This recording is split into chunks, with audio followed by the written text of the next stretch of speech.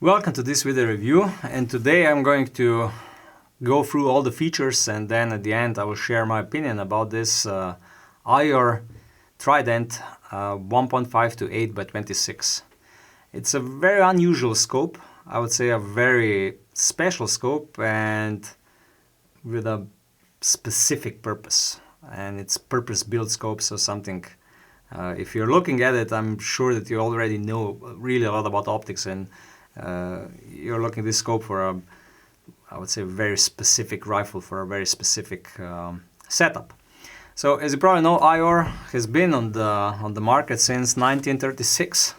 So it's one of the oldest producers in Europe, and they're very special in many regards. They produce scopes that nobody else produces, and they're very innovative.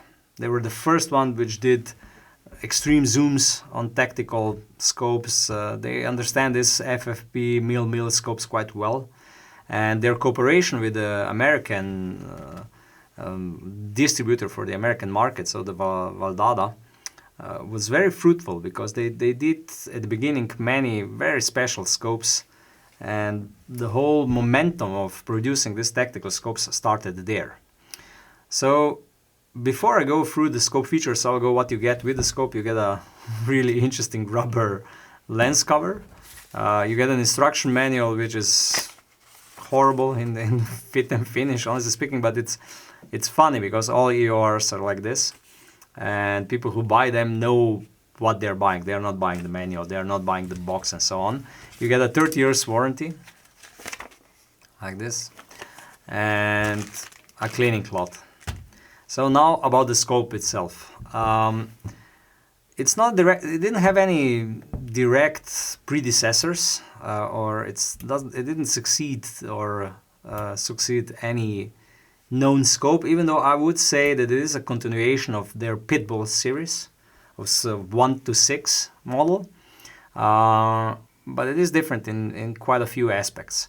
It has a very interesting magnification range, 1.5-8x26. So this scope is, I would say, more of a DMR, designated marksman, compact tactical scope.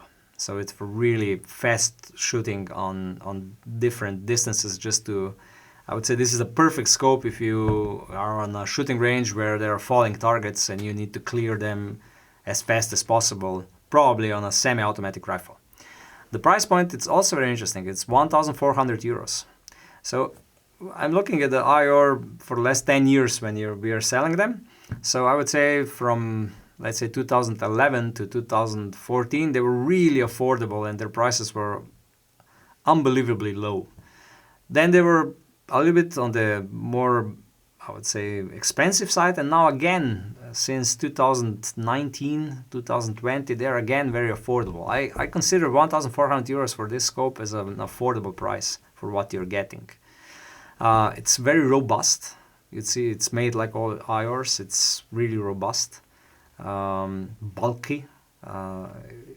Even if there would be no logo IOR on it, on the scope, you would know immediately that you're having an IOR in the hands. Even though this one is quite small, only 25 centimeters in length, 35 millimeter scope tube, fixed focus, no parallax adjustment, and 670 grams of weight. So it's quite light for an IOR. Made in Romania, and it comes with 30 years warranty, like I said. The reticle is in the first focal plane. It's a horseshoe reticle. We have a video about it. It's horseshoe because on 1.5 times magnification, with this technology for illumination that IOR is using, you need quite a lot of surface to bounce the light off so that you get the daytime usable illumination. You can see it has an 11 illumination settings, and 8, 9, 10, and 11 are marked with yellow, so that means they are daytime usable. For now, at least in my experience, they only have one reticle, even though IOR they're always able to put in some other reticle, and 2 years onwards, you're getting the same scope with a different reticle. It is daytime bright, but I would say just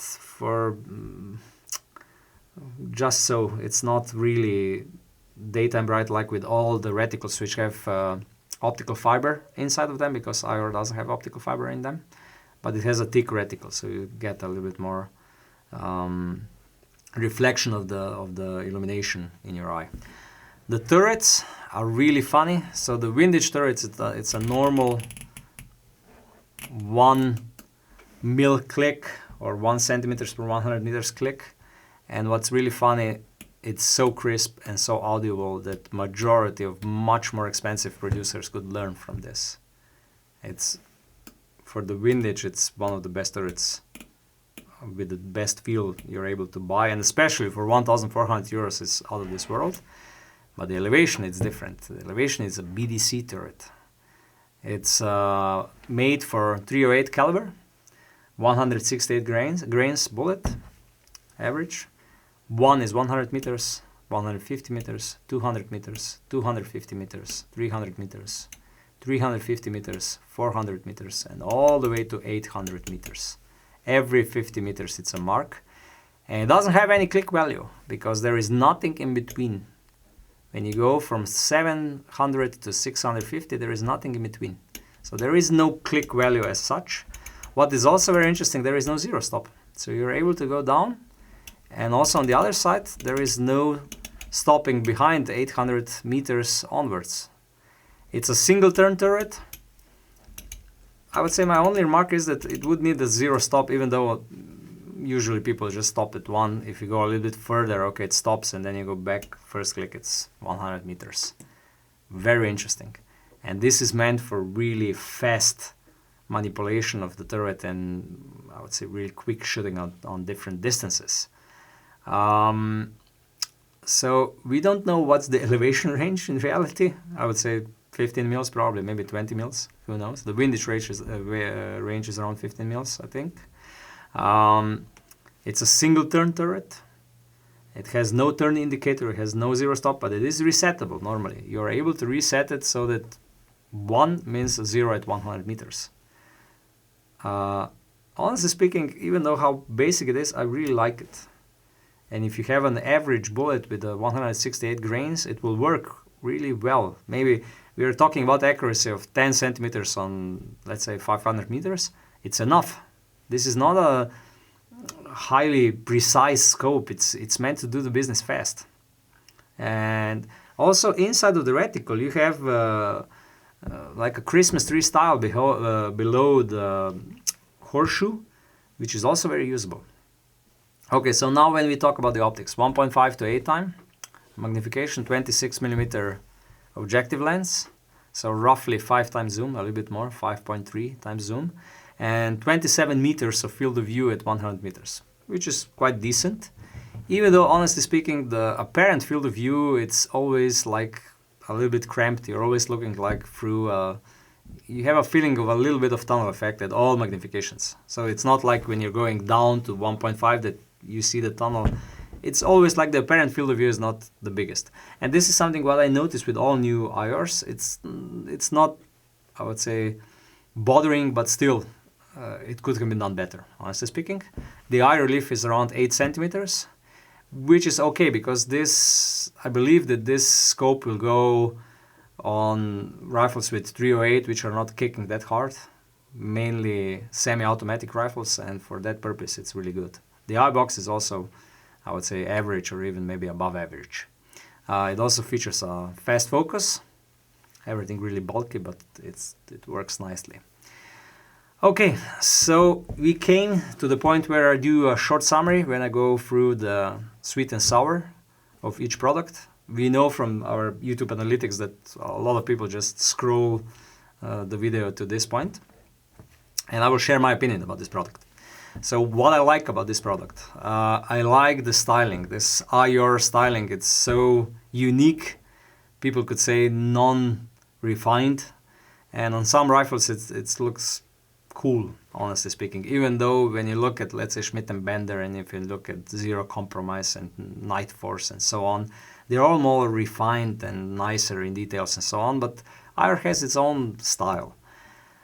1,400 euros, the price is great for this kind of product and this kind of quality, because the glass is top-notch and the mechanics is top-notch. If we know something is that tracking and mechanics on IOR scopes works, at least in our experience, and we sold really a lot of them, and not many came back because of any kind of mechanical problem. The optical quality, okay, I don't like the field of view. The field of view should have been better, but still the optical quality, the brightness of the image, the contrast, the sharpness, it's okay, especially for 1,400 euros. Durability, you see that the scope is made to be durable, and also with 30 years warranty, they back their words, and they do believe in these products. So they are robust and they are durable. I also think that the way it's built, it's really purpose-built. This BDC turret is so easy to use, the reticle is easy to use, and for a DMR rifle, it's a really good choice. For something semi-automatic 308 caliber, it's really good. It would be great also if this scope would be available with other turrets for other calibers. Maybe 223 will also be a good one. Okay, where it's room for improvement. Weight, 670 grams, it's quite a lot for a scope of this size. Definitely 35 millimeter main tube, because honestly speaking, there is a lot of 35 millimeter scope mounts on the market, but let's say that you're wishing to put this scope on an AR platform, an AR rifle which has 308 caliber, you will have a problem, because majority of cantilever mounts are 34 millimeters, not 35. So if they will go to 34, they will solve so many problems. On the turret, zero stop would be a nice addition. There is no problem if you go further from 800 meters, but when you go down from 100 meters, this is something what could have been done better. So a zero stop would be nice. The horseshoe reticle, it's really good, I would say from 1.5 to somewhere 4 or something like that. When you put it on 8 times, and let's say you put this on 800 meters and you want to make a shot on 800 meters, it will cover really a lot of target. So the horseshoe is a little bit too big. So this scope with an optical fiber illumination in the reticle will be perfect. But this way the horseshoe is a little bit on the bigger side, but honestly speaking, this is not a precise surgical tool, it's a sledgehammer. So for picking the targets from 100 meters to 400 meters, it's going to be perfect. Also the dot in the center, it's a little bit big. Still, with this magnification range, this is not a big problem. Honestly speaking, all the way to 500 meters, you will not have a problem. All in all, I would say a really good scope, especially if you like this non-refined styling. For 1,400 euros, it's a good pick. And you will get the optical performance, and the whole philosophy of how it's built will work to your favor if you will know where to put it on which rifle and what kind of shooting you will really use this scope. Okay, I hope I covered everything what was necessary. If I forgot something, please use the comments below or send us an email and check our other videos. Thank you.